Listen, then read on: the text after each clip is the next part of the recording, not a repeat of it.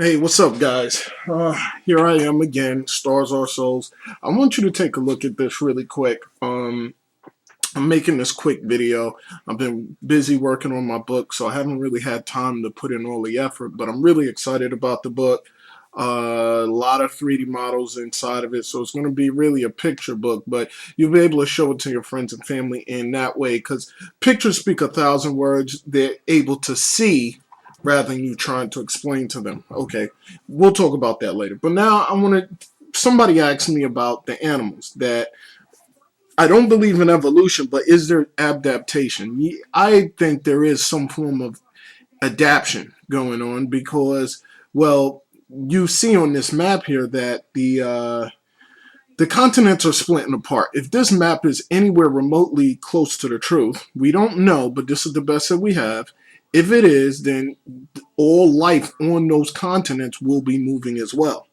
Okay. Now, I talked about these warm-blooded animals and how they had to adapt because and if we look at this is called an Arctic air, and this animal right here, this rabbit, he's an herbivore. He eats mostly plants, right? Plants and fruits and vegetables, right? But we already, like we looked in the last video, that most of the vegetation are down by the tropical areas where there's a lot of sunlight. Because without the sun, you can't grow plants very easily. So why would the rabbit go to a place in the Arctic by the poles, or the owl, the white owl, or any animal go up there unless they were trapped up there as the continents move and they couldn't retreat to where there was sun and vegetation. So they had to learn to adapt to that area. Okay, like we see the animals here that are found towards where there's sunny areas. Okay, like Florida and so forth.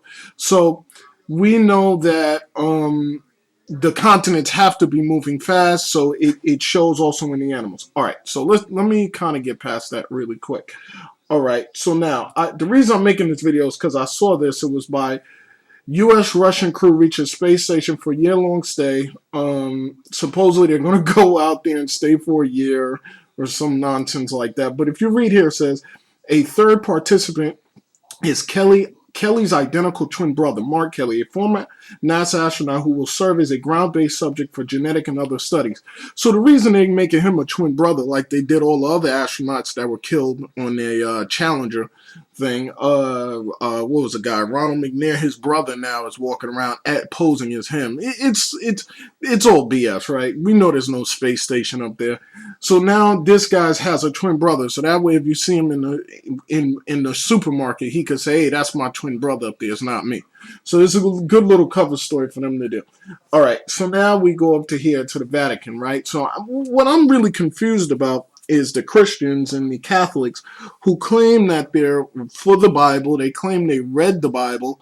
They claim they read their holy scriptures, but then they got this observatory which is looking into deep space, looking at galaxies. And anybody who thinks galaxies exist, please go watch my old videos where I say galaxies don't exist, and they don't. So go take a look at that. But they got observatories. I already proved observatories are funded by Google and all these other guys. It's BS.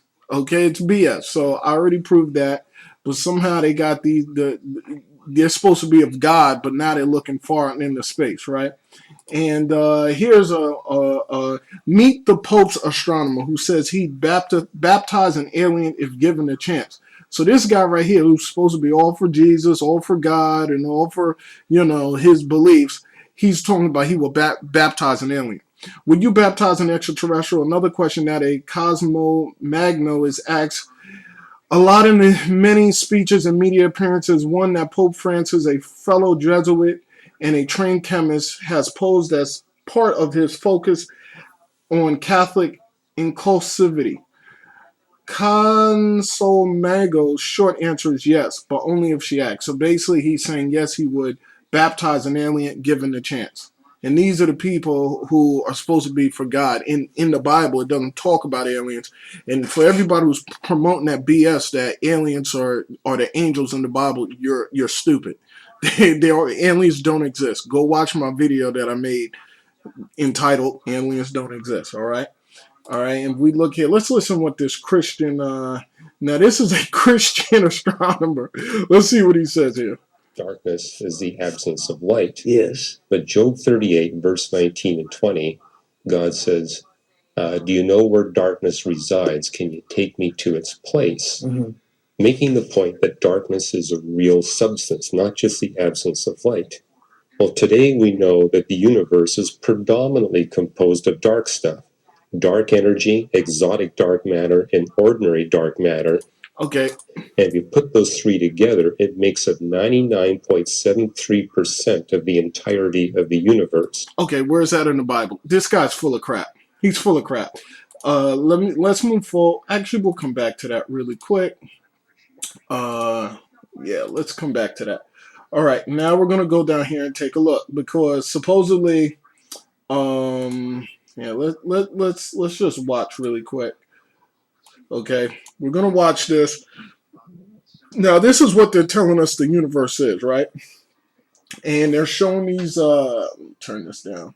They're showing that the planets are going around as such, right? And now we're gonna go take a look, and we're gonna pause right there. Now, supposedly, let's go back. Let's pause. Let's go back really quick. Okay, let's go back. Let's go take a look. All right, so now, this is what they're telling us, right? That all light, the Earth is a ball. First of all, they never showed us a core of the Earth, right?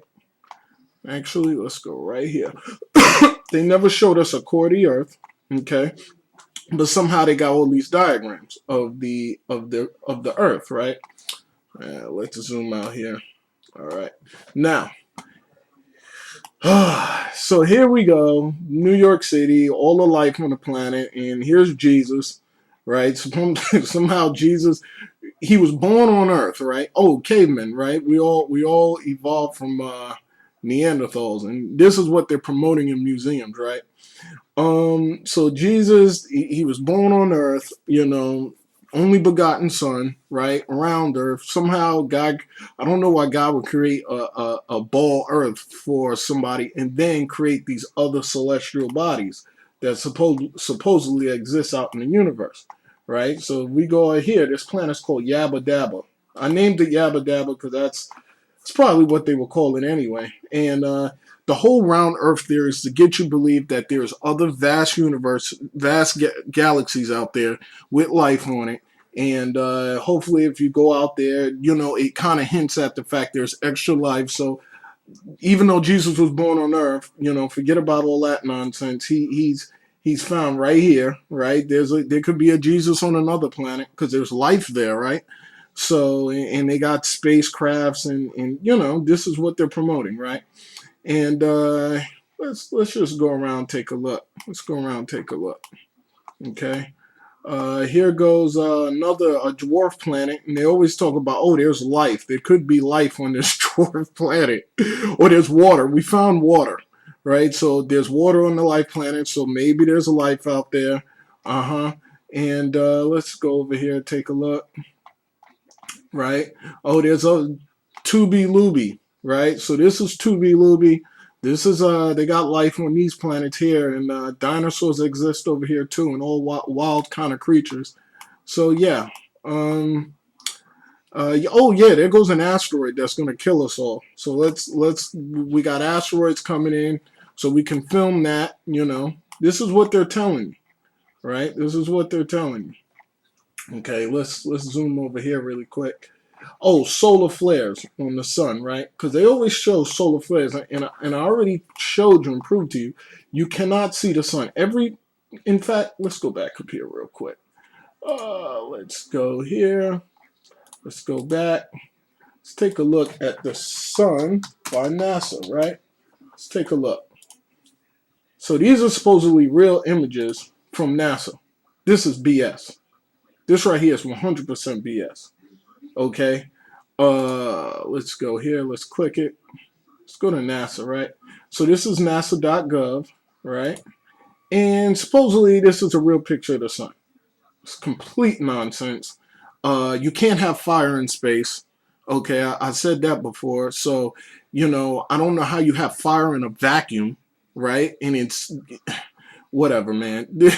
I mean, you guys will call it nuclear energy, nuclear fission or fusion, whatever. Nukes don't exist. I already explained that. I don't know why a lot of you shills out there keep promoting that BS. Okay, you can't prove it. Okay, and even if you could prove it, you'd be dead because you'd be right on the freaking bomb. Okay, you couldn't tell if it was nuclear or what it is. All right, so stop with that bullshit. All right, so now here it is, supposedly nuclear fission, and yeah, you can't prove that. All right, so there are no so you can't have fire in space. Like I said, that's just utterly impossible. Here goes a dead planet right over here, and this dead planet, you know, got life on it. It's dead, but maybe in a billion years from now, it'll have life on it. So yeah, that's it. That's pretty much it. You know, we got. Oh, what's this? Oh, this planet might have some interesting life. Let's add to Michio Kaku and Neil deGrasse. What kind of life exists out there? It could be all kind of weird stuff, right? You know, and actually, let's go back. Let's watch the video. Let's watch the video.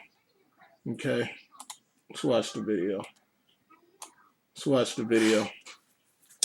All right. So look at all this life that exists out there, right? That you can't prove, you can't see with a telescope, none of that. Oh, wow. Did you see that? That was cool. Wow. Now, this is the same BS they're going to show you on Discovery Channel, right? And you guys will believe that nonsense, right? So here goes all the life, and that's how the solar system is supposed to be spinning like that, and all the galaxies are spinning, right? Can't show it because it takes too long. And see the eyes in the background? These are the eyes of God. So it takes the focus off our Earth and it puts it off into all the vast sea of cosmos. Okay, and the reason they do this is because now you're no longer the focal point. You're no longer the focus. There's other planets out there that God has to also pay attention to. They're the creator. So now you're no longer special. You're just like a little you know, piece of crap in the a little piece of dust out in the middle of nowhere, a turd. So I mean, this is the crap. That's the whole reason why they're telling you that we live on a ball. It has nothing to do with money. They had the low level guys, you know, the minions. They want the money, but the people, the guys at the top of the pyramid, they're not worried about money. They're worried. They're focused about keeping you small because if they shrink you down to nothing, all your action, and that's what I'm coming up with. It's called a flat earth philosophy.